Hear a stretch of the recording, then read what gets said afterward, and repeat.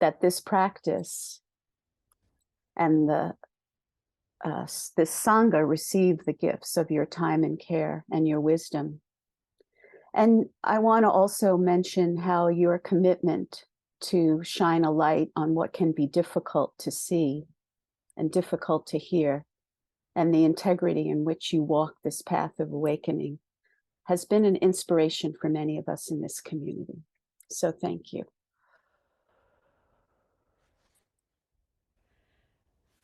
Thank you, Anita. In the spirit of Dana and holy practicing receiving, I am making an effort to really take that in, your appreciation. So today I will try to support our practice with being the Zoom host. If it would benefit you to use the closed captions, they're available through the link at the bottom of the Zoom screen. And if you have other technical needs, you can chat to me and I will do my best to support you. We'll be practicing in triads today, so if you self-identify as Black, Indigenous, or a person of color, or queer, and you would like to practice with those of the same identity, chat me that your preference, BIPOC or queer, and also if you'd like to practice in a language other than English, you can chat me the language, and I'll do my best. Of course, there's no guarantee that there will be two others who have that same preference, but we'll do our best. So here we go. I think I'm turning it back to, oh, one more thing. If you need to leave before we begin our practice and breakouts, please also chat me that so that we still end up with triads. Thank you. Thank you, Ruby. And as I mentioned before, Jan, Surrey, and I will be your practice guides today. Just a few words about Jan for those who may not know her very well. Jan is a longtime member of the Insight Dialogue Teachers Council, the Insight Dialogue Teaching Community Coordinating Team, and a mentor to many of us here and elsewhere, a mentor to those in development as ID facilitators and teachers. She's also a guiding force of the Insight Dialogue Northeast cohort in the US. And Jan brings the wisdom of friendship being the whole of the holy life. She brings that alive in every engagement with this Sangha and the other ways she works wholeheartedly for the well-being of our planet. So Jan, thank you so much for collaborating in this offering. And I too get to receive deeply and gratefully to you, Anita. And just kind of recollecting that you and I remember the conversation at the beginning of the pandemic. We need a whole community practice time right now in this pandemic. And that's where the Sunday Sangha was born. So it's been really deep appreciation for you and your channeling and supporting and all the others who support, as well as Ruby today as our Zoom host. And just to say a word, I could go on and on about Anita, but to me is a beloved friend and a friend to the whole IDC, the Insight Dialogue community. I think of Anita as a spiritual and relational powerhouse of energy with a passion for the Dhamma, for friendship, and for Sangha. I see her as a centerpiece, kind of a fairy woman at the center of the community, kind of helping the flow of connection for those people coming into the community and those of us all making our way through the community and into community. So thank you, Anita, for all that you do. Thank you, Jan. A little bit just about the format, some of the more mundane details. I'll guide a short sit. We'll have time for some body care. we'll contemplate in breakout rooms. As Ruby said, there'll be triads, and then we'll hopefully have some time for large group contemplation. So, just preparing to receive right now as I offer a few words and getting a little more settled here. Inviting a pause and easing into presence. Again, getting here as fully as possible. Allowing for some space.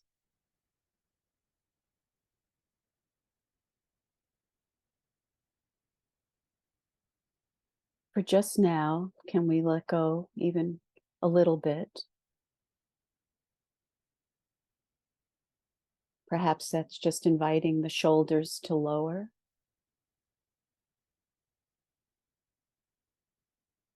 If you find it supportive, bring awareness to the breath as a way to welcome the body to land and anchor right here. Inviting a deeper inhalation and exhalation to support the anchor.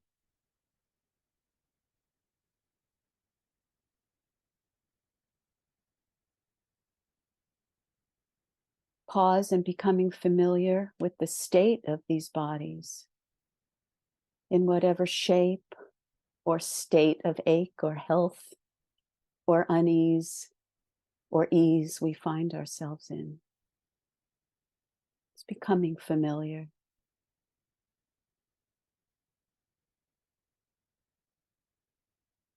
Can we offer a gentle reception to what is found right here with these bodies?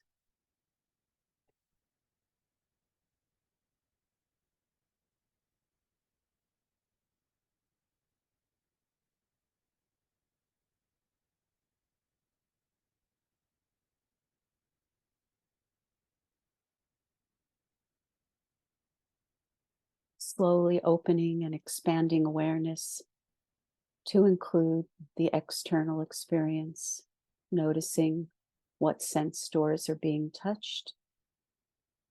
Can this too be received with some gentleness?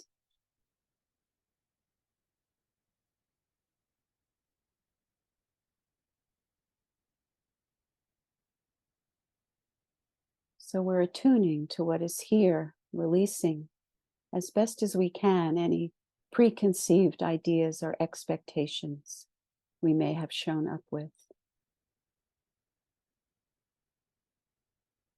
Offering freely the gift of listening, receiving the information that these bodies, emotions, and mind states offer.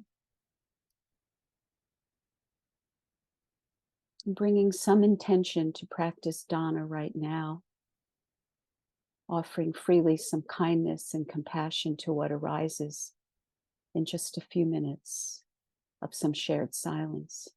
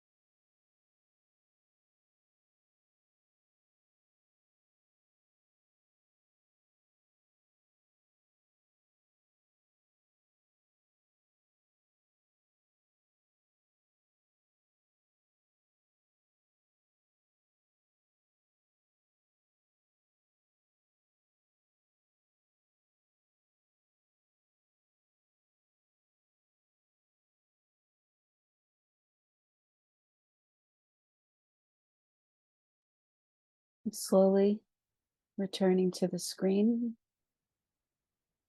to each other here. And Jan, if you will.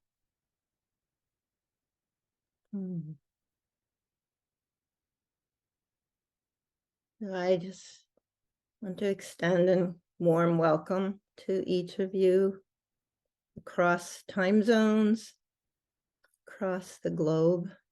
And as I look out and see each of your faces, this wish arises in my heart.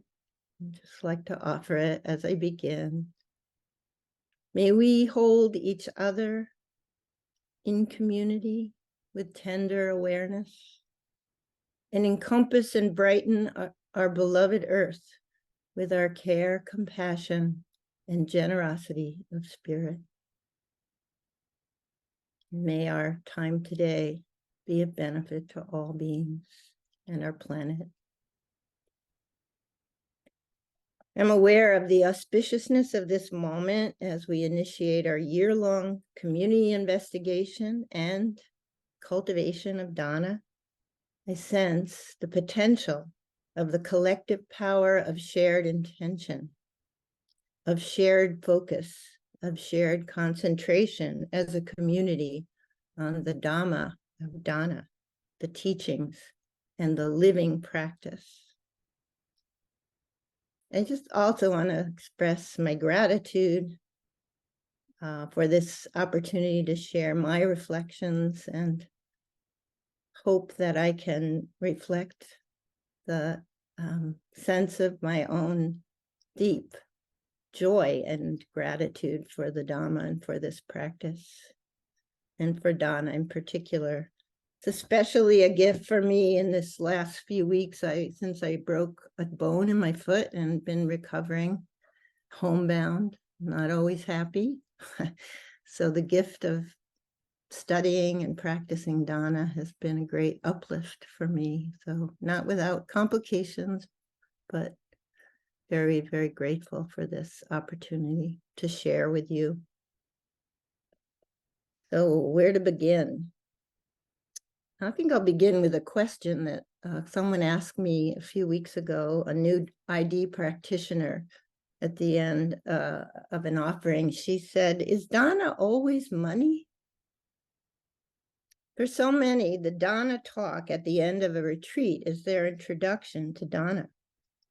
It's often said then, Dana is a Pali word for giving or for the gift itself, in introducing the idea that the teachings are priceless, freely offered, part of a tradition of giving set in motion by the Buddha almost 2,700 years ago, a lineage carried flowing across centuries, and then generosity, the Pali word for kaja, is kaja, C-A-G-A, a beautiful liberative quality of the heart-mind to be cultivated by giving in the service of awakening. For many, this talk leads to confusion or perplexity, and questions arise like, how much money should I give? Should I give anonymously or make it known by writing a check? Am I giving generously, or do I secretly want to be recognized, or just feeling guilty for not offering my gift? Is this enough? Is there tension in the giving, or is there release, joy, appreciation, giving with open hand and open heart? Are there other ways? What other ways are there to express our appreciation for giving back what we have been given? As teachers and facilitators, too, the questions arise as we listen to the Dana talk. How do I receive this talk? How do I even talk about it when I'm the one to be receiving Dana? How do I feel about receiving? Is there anything somewhat shameful or slightly humiliating about being in this position? Is receiving really slightly inferior to being the offering one? How do I feel about someone when they give generously or when, on the other hand, they don't give? What is my responsibility for the passing on the teachings on dana? What's my clarity about my responsibility to keep this flow of dana energized and alive?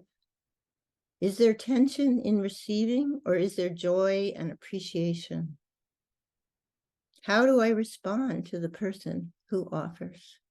These are some of the questions as a community we will be hoping to address directly or indirectly through this year. The Buddha set in motion the flow of teachings in a very clear way. This was said by the Blessed One, so I have heard.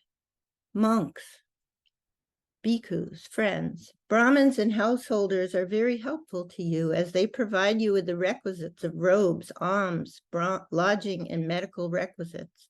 And you monks are helpful to Brahmins and householders as you teach them the Dhamma, admirable in the beginning, admirable in the middle, admirable in the end, as you expound the holy life in both letter and meaning.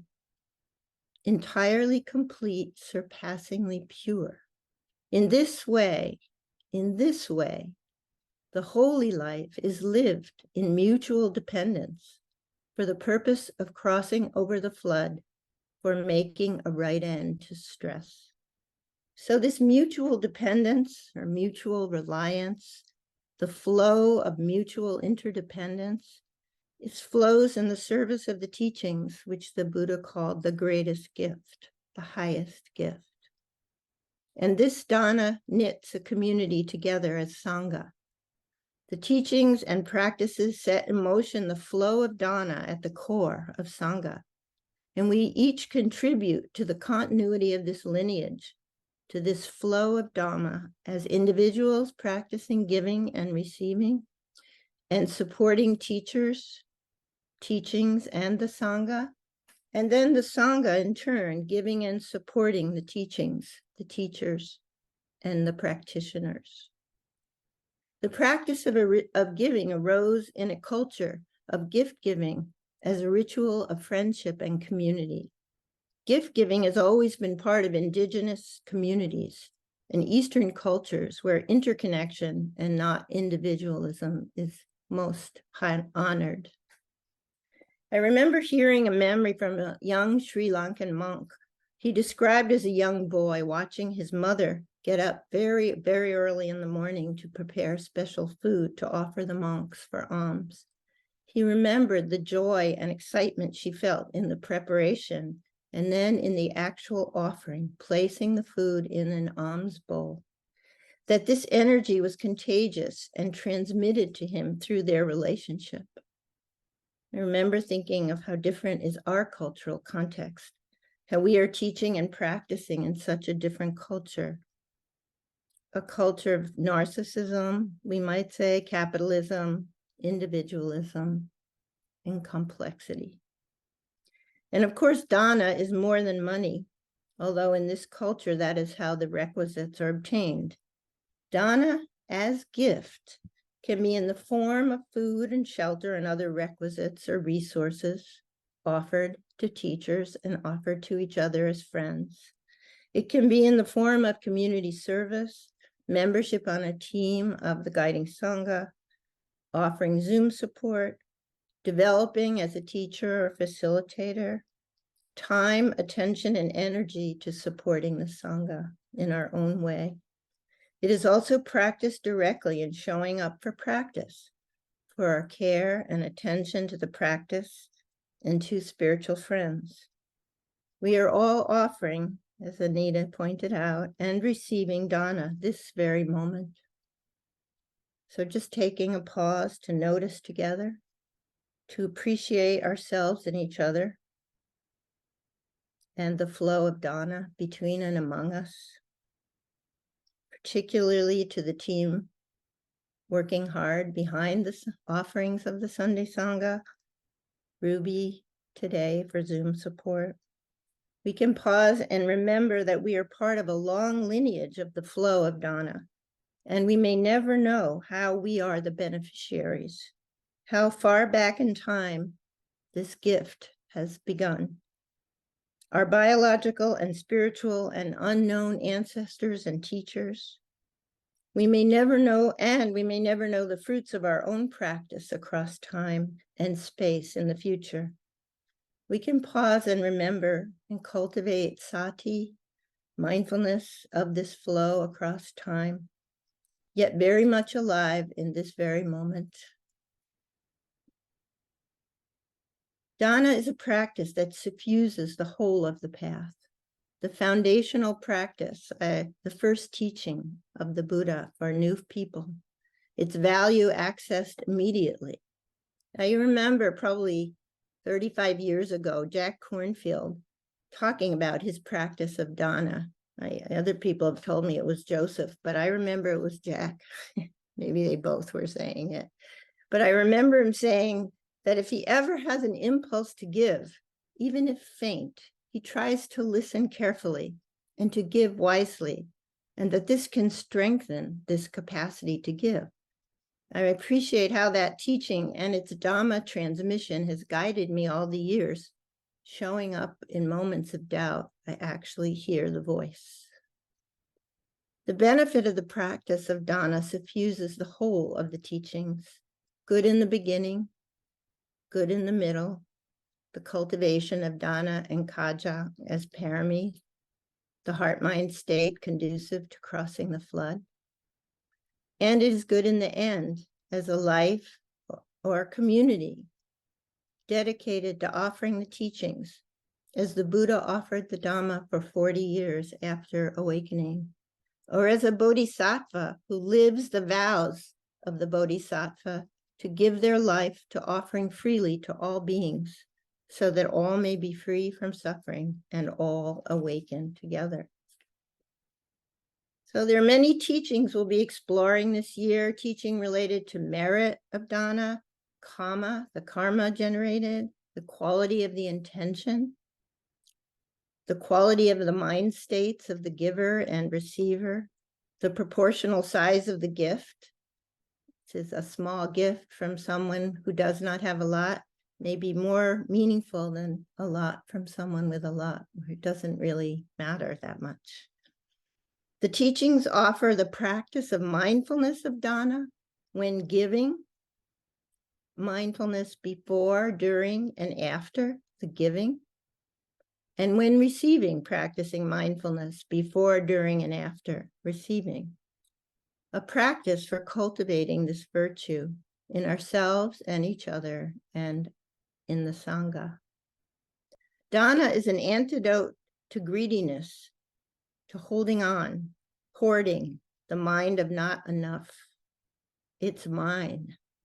Dana supports cultivation of generosity of giving, relinquishment, renunciation, non-greed, non-clinging, the felt sense of release, liberation. Recently, I heard of a Tibetan practice for teaching the Dana. It's called the potato practice. It's a simple practice of give and take. So one person is offered the practice of holding a potato. And someone told me recently that the potato was at some point considered a great treasure in the Tibetan culture when it was introduced from the New World. And was served once in a banquet, just one potato to everybody in the banquet. But the practice involves holding the potato as a treasure, feeling it, holding it, feeling the qualities, and then beginning to release and offer to the other hand, which is ready to receive. Now the second hand holds and investigates the qualities and the sense qualities of the potato, its treasureness, and then releases, gives it back. First hand receives again. I love this practice. It so clearly shows the relational aspect of Dana. The one who gives attunes to the receiver from the moment the gift leaves the hand. It's not given without that awareness and attunement. And the receiver offers the gift of receiving in attuning and mindfulness of receiving, and is receiving from the moment the hand offers. While there is a giver and receiver, the roles are inherently co-arising. There is a flow between, a flow through. This is an inherently relational flow, and it's a back and forth exchange between and among. Just like the breath is a movement, there is actually just breathing. Yet we separate with our minds the so-called in-breath and the so-called out-breath to support mindfulness. And just as the breath is the lifeblood of the body, I see Dana as a lifeblood of relationship, of community. How wonderful for this Insight Dialogue community, our formal name chosen by community members a few years ago. We named the community Insight Dialogue Community, Living Relational Dhamma.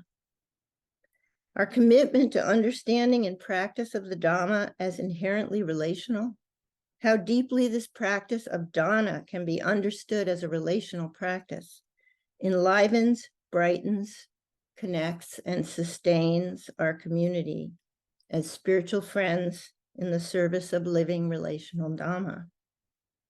In a few minutes, we'll take a body break and then have some time for relational practice. I would like us to specifically focus today on the practice of receiving as an organic element of dana, the practice of generosity, appreciation, kindness, ease, and release. A number of years ago, I had offered some dana in the form of a check to a very important teacher of mine. And on my answering machine was an immediate response from her, offering me what she called anumodana, the Pali word for the dana of receiving. Her voice was warm, strong, and energetic in expressing her appreciation. As I look back, it was absent of self and other, conveyed simple joy in the dana and the flow, a mudita, not about what I gave her, not about the content of the gift or how much it was, but simply witnessing and participating in the giving itself. This inspired and energized, clarified and amplified for me my experience of dana as both giving and receiving. This conveyed the importance of receiving well and wisely, participating in the flow, diminishing the diminished status of the receiver, a non-interference, not minimizing the importance of receiving. This taught me the necessity for the dana, that there is a joyful and appreciative flow, that this is part of recollecting our virtues. It taught me to cultivate an intention to be an appreciative receiver, to cultivate the energy and inspiration to let it flow through, to amplify and pass it along. This element speaks to the inspirational element of receiving, to be inspired, to give back, to pass along what one has received. And I guess I'm especially sensitive to the receiving part of this practice as I recover from my broken bone and have had to ask and receive a lot of help and support. So working on the practice of mindfulness and generosity of receiving has been very supportive. It's helped me to keep formulating the intention, and as well as noticing all the unwholesome states of mind that often arise. This could be said, the gift of the Dhamma is freely offered and freely received. There is a natural lawfulness to this, manifesting as a depth of gratitude and the inspiration and wish to pass on the beauty and freedom of the Dhamma.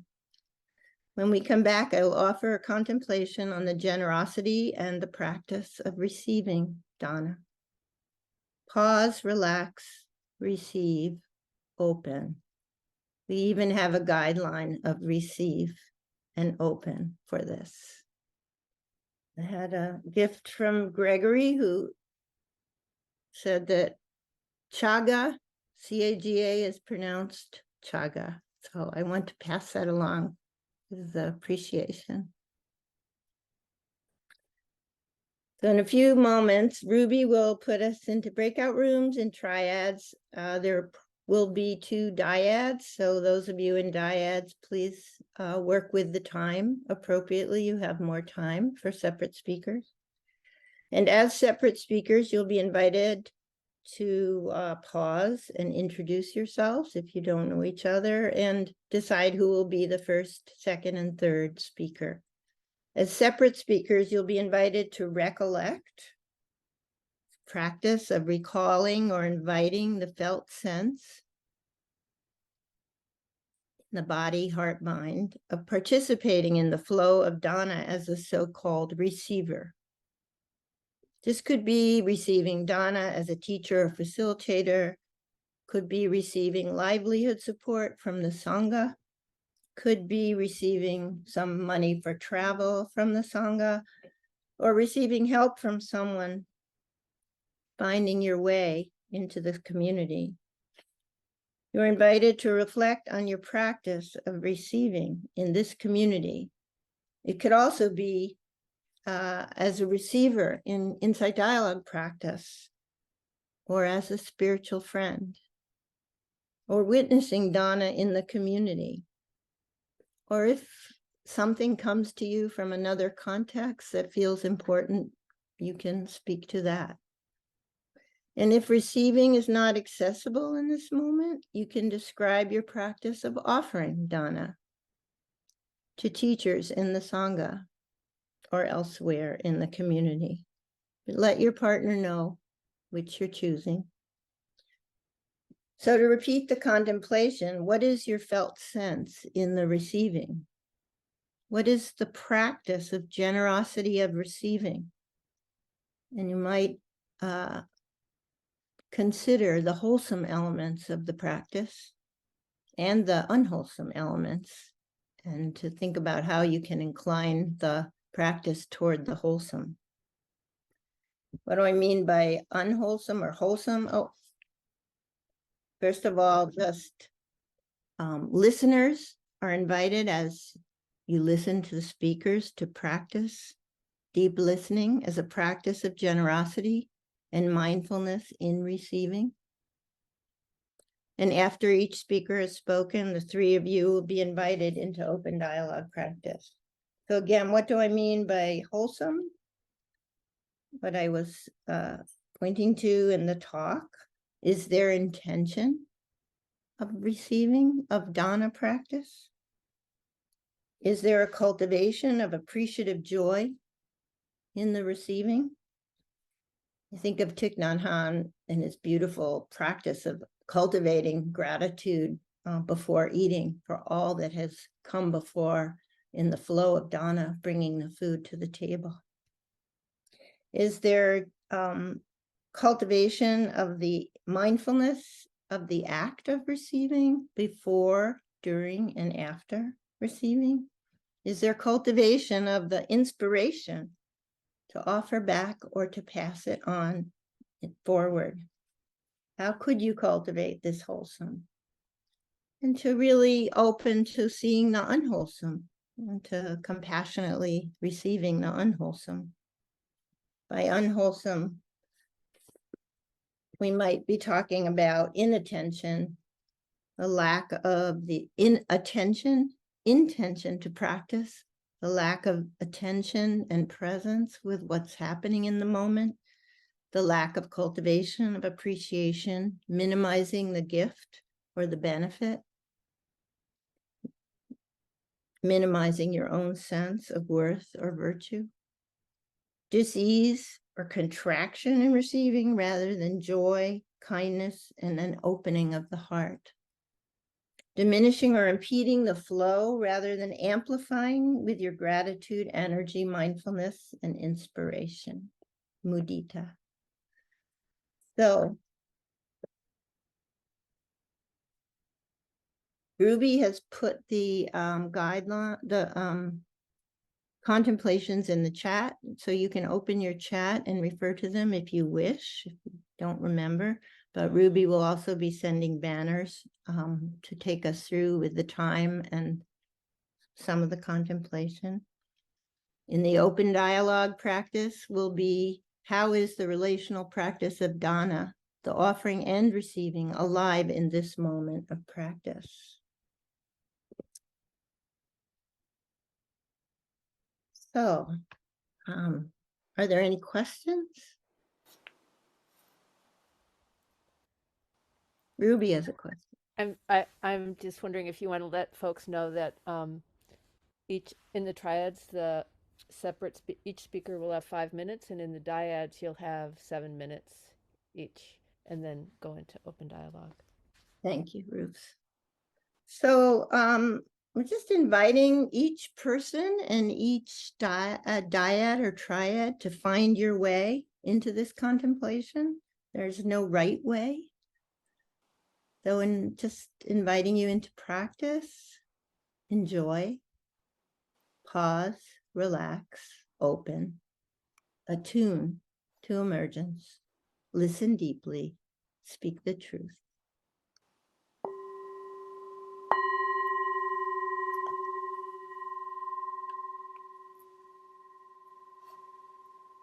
To the main room. We'll take just a moment to let the heart and mind settle here into this new configuration, allowing what was shared in the breakout room to just settle in the body, the mind.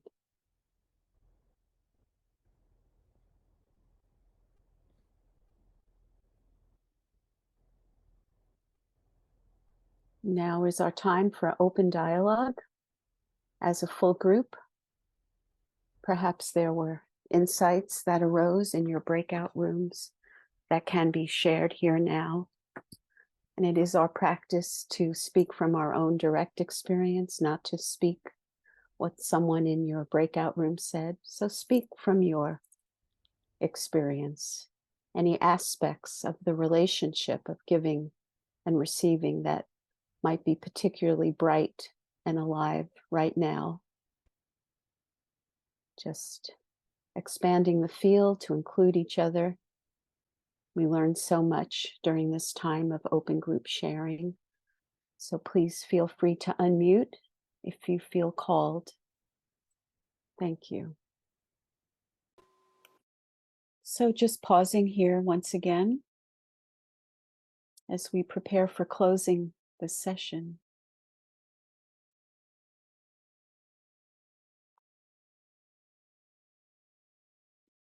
And for our closing metta, I would like to invite each voice into the field. If you would like to participate, to unmute and put into our circle of kindness and compassion the name of any person, any place, any sentient being at all that you choose into our circle that might benefit from being held here today. As I sit and I look at the screen, I know there are several people here who are in deep service right now to others in the community who are needing care. So let's bring them in. There's a place in the world that's on fire.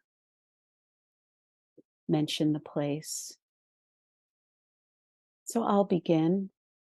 I'd like to bring in our dear Kalyana Mita Lori Ebert.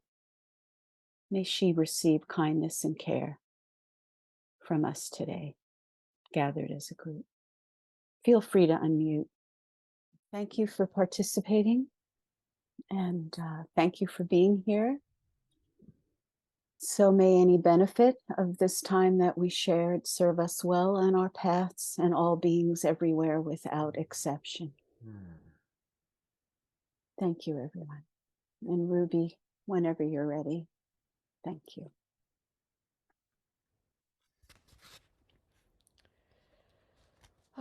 Thank you, friends. We've had a really beautiful opportunity today to explore the nature of dana,